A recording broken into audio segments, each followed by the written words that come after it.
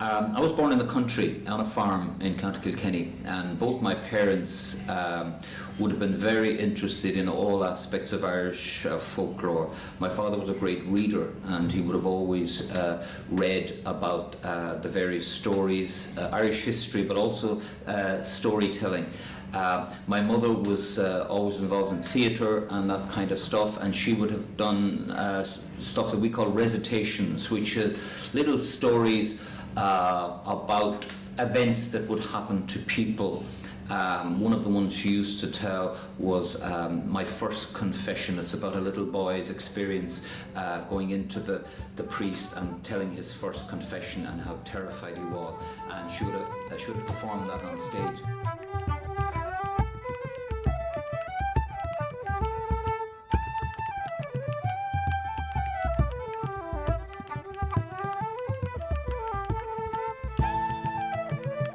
So the oral tradition in Ireland was incredibly vivacious. So how people entertained themselves would have been the oral tradition of storytelling, gathering in the homes after a day's work and having what we call a shanahee, or a storyteller or a local historian, telling not only kind of fictional tales but also kind of passing on news from other communities and what had happened in the community. These people would go from house to house and they would tell stories, everything from fairy stories to stories of neighbours to ghost stories to funny stories.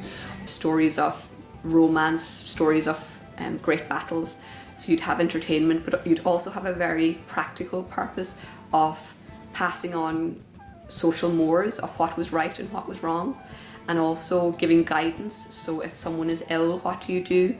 If someone is having this problem, what do you do? What folklore is defined very broadly by myself and our colleagues. A lot of people think folklore is simply the narrative arts in Ireland, where we speak about fairy tales or legends, but actually folklore, as we define it, is incredibly broad. It covers every aspect of human life. So it covers settlement and dwellings, so the types of houses that people would have lived in and that they continue to live in, their hobbies and pastimes, the clothes people wear, the food we eat and that they would have eaten in the past, what we do when someone is born, when someone dies, when someone gets married.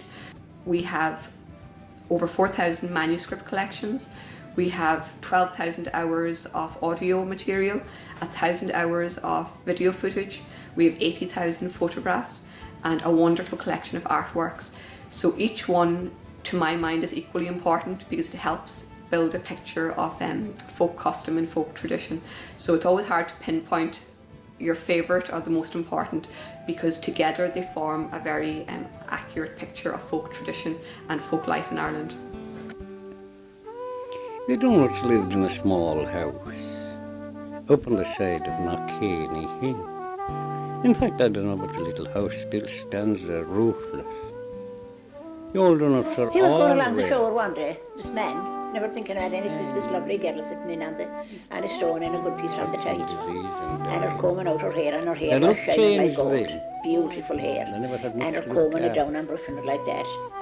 And this fancy thing left one side of her. It was her tail, you see. There was one bit done with.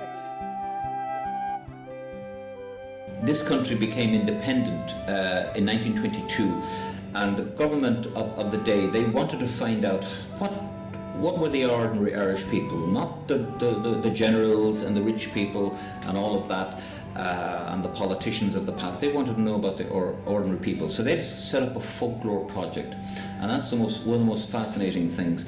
They didn't have the money to go to every little town and village in Ireland, but what they did was they got the teachers of Ireland to help them with the folklore project. And once a month, the little children would get no homework, and a series of questions would come down from Dublin, and the little children would be told, go home and ask the oldest person in your family, answer these questions.